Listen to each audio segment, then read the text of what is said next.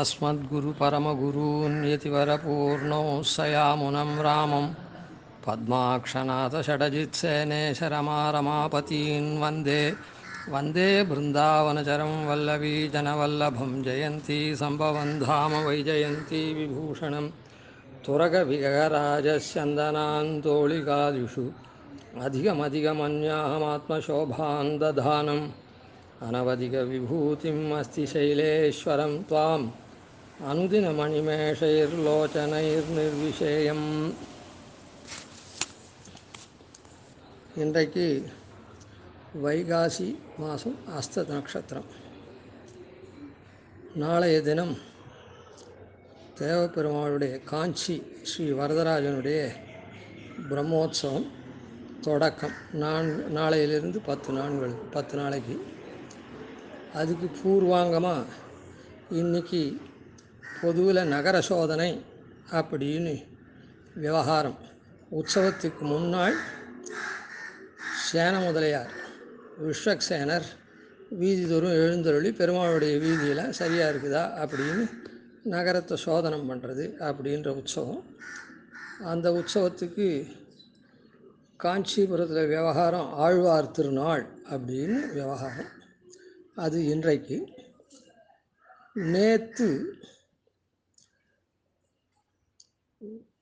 வாழாட்பட்டு நின்னீர் உள்ளீரீர் வந்து மண்ணும் மனமும் கொண்டுன்னு சொன்னாரே, அந்த மாதிரி எந்த உற்சவங்களாக இருந்தாலும் அங்குரார்ப்பணம், முற்சங்கிரகணம், அங்குரார்ப்பணத்துக்காக முற்சங்கிரகணம், அப்புறம் அங்குரம், அதுக்கப்புறம் ரக்ஷாபந்தனம், இதெல்லாம் இருக்கிறதுனால நேற்று அங்குரார்ப்பணம், இன்றைக்கு ஆழ்வார் திருநாள், நாளைக்கு தொடக்கமாக 10 நாட்களுக்கு உற்சவம்.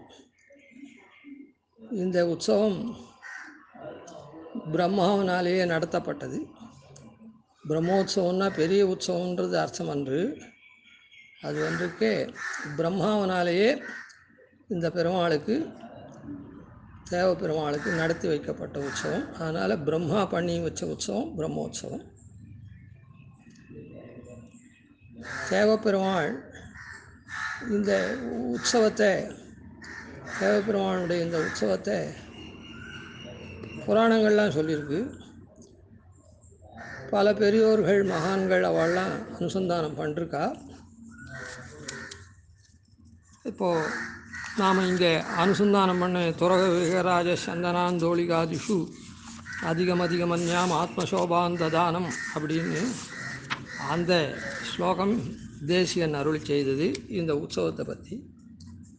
தமிழ்லையும் தேசிகன் அருளி செய்திருக்கார். என்னதுன்னா, அத்திகிரி அருளாள பெருமாள் வந்தார், ஆனபரி தேரின் மேல் அழகர் வந்தார் அப்படின்னு இந்த உற்சவத்தை அனுபவிச்சிருக்கார். எல்லாத்தை காட்டிலும் ஆழ்வார்கள் இந்த உற்சவத்தை எப்படி அனுபவிச்சிருக்கா அப்படின்றத பார்ப்போம். இங்கே சமுதாயமாக தேசிகன்லாம் அனுபவித்தார். துரக விககராஜ, அதாவது குதிரை, கருடன், சந்தன தேர், ஆந்தோளிகாதிஷு, ஆள்மேல் பல்லக்கு முதலியவைகள் அப்படின்னு தமிழில் சொல்லச்சே ஆனை, பரின்னா குதிரை, தேர் இது மேலே அழகர் வந்தார் அப்படின்னு சமுதாயமாக சொல்லியிருக்கார். ஆனால் ஆழ்வார்கள் என்ன பண்ணியிருக்கார் அப்படின்னா, இந்த உற்சவத்தை பரிபூர்ணமாக அனுசந்தானம் பண்ணிருக்கா, அனுபவிச்சிருக்கா. அதை அனுபவித்தது மாத்திரம் இல்லை, தங்களுடைய பாசுரங்களில் அதை கிரமேண காமிச்சிருக்கா. இங்கே அங்கே தேடி போக வேண்டாம். வருஷலாக எப்படி உற்சவம் நடக்கிறதோ முறையே அந்த முறைப்படியே தங்களுடைய பிரபந்தத்தில் அனுசந்தானம் பண்ணிருக்கா. ஆழ்வார்களில் நம்மாழ்வார் பிரதான பூதர், அவர் அவயவி அப்படின்னும், மற்ற ஆழ்வார்கள்லாம் அவருடைய அவயவங்கள் அப்படின்னும். இப்போ நாம் இருக்கோம்னா கை, கால், கண், தலை இதெல்லாம் நம்முடைய அவயவம், பிரதானமாக இருக்கிறது நாமம். அதுபோல் இந்த ஆழ்வார் சமூகத்தில் ஆழ்வார் நம்மாழ்வார் அவயவி, அவருடைய அவயவபூதர்கள் மற்ற ஆழ்வார்கள்லாம் அப்படின்னு சொல்லியிருக்கார். அதனால் அவைவியாக இருக்கக்கூடிய ஆழ்வார் இருக்காரே நம்மாழ்வார், அவர் இந்த உற்சவத்தை ஒரு பட்டியலே இட்டிருக்கார். அந்த பட்டியலிட்டபடிக்கு அவயபூதர்களான ஆழ்வார்கள் தங்கள் தங்கள் பிரபந்தத்தில் அந்த பாசுரத்தை பாடியிருக்காங்க. அதை தான் நாமும் இந்த உற்சவத்தை நாமும் நேரில் சேவிக்கிறவாளும் சரி, இந்த காலத்தில் சாதனங்கள் நிறைய இருக்கிறதுனால யூடியூப், வாட்ஸ்அப், இன்னும் எத்தனையோ ஃபேஸ்புக், இன்னும் எத்தனையோ இருக்குது. அதில் சேவிக்கிறவாளும் நிறைய பேர், பல லட்சம் பேர். அதனால் அந்த ஆழ்வார் எப்படி இந்த உற்சவத்தை அனுபவிச்சிருக்கார் அப்படின்றத தெரிஞ்சுண்டு அந்த நாம் இந்த உற்சவத்தை எது மூலமாக சேவித்தாலும் அனுபவிக்கிறதுக்கு ஏத்துபூத்தமாக இருக்கணும் அப்படின்றதுக்காக இந்த உபன்யாசம் இதில் வருஷலாக ஒவ்வொரு நாள் உற்சவத்தையும் தொடங்கப்படுறது. அதில் இது உபோத்காத்தமாக முன்னுரை போல் இதை சொன்னோம். இப்போ இதில் ஒரு சந்தேகம் வரும். ஆழ்வார்கள் பாசுரங்கள் தேவப்பெருமாளை பாடினாரா இல்லையா அப்படின்னே தெரியல அப்படின்னு சொல்லக்கூடிய ஸ்திதி தான் இருக்குது. பூதத்தாழ்வார் அத்தியூரான் புள்ளையூர்வான் அப்படின்னு அத்தியூரான்னு ஒரு பாசுரத்தை முடிக்கிறார்.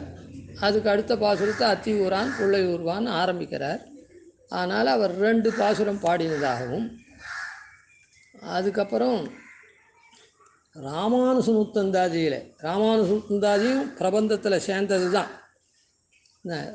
ஆனால் திவிதேசத்தில் பாடல்கள் எவ்வளோ அப்படின்னு சொல்லிச்சு ராமானுசமுத்தந்தாதியில் பாடின பாசுரங்கள், திருவேங்கடத்துக்கு ஒரு பாசுரம் பாடியிருக்கார், 2 பாசுரம் கூட பாடியிருக்கார். அதுக்கெல்லாம் ஒன்றும் இல்லை. மாலிரும் சோலைக்கு பாடியிருக்கார். அதெல்லாம் திவிதேச கணக்கில் எடுக்கலை. அது எடுக்காதவாளுடைய தப்பு, அதை ஆதரிக்கிறவாளுடைய தப்பே தவிர நூற்றந்தாதியும் சேர்ந்து தான் 6 ஓரொருவர் அவர்தாம் செய்த தூய தமிழ் 24 பாட்டின் தொகை 4000 அடியோங்கள் வாழ்வேன்னு சொல்லியிருக்கிறதுனால அந்த 13 பேர் சேர்ந்து தான் இந்த பிரபந்தத்துக்கு. ஆழ்வார்கள் 10 பேர் தான். அதுக்கு மேலே மதுர்கவி ஆழ்வார், ஆண்டாள், யதிராசர், இவா 3 பேர். அதனால் மொத்தம் 13 பேர். அதனால் சாதாரணமாக ஆழ்வார்களை என்ன பண்ணுவாங்கன்னா 12 பேர் தான் அப்படின்னு சொல்லி நூற்றந்தாதியை விட்டுடுவார்கள்.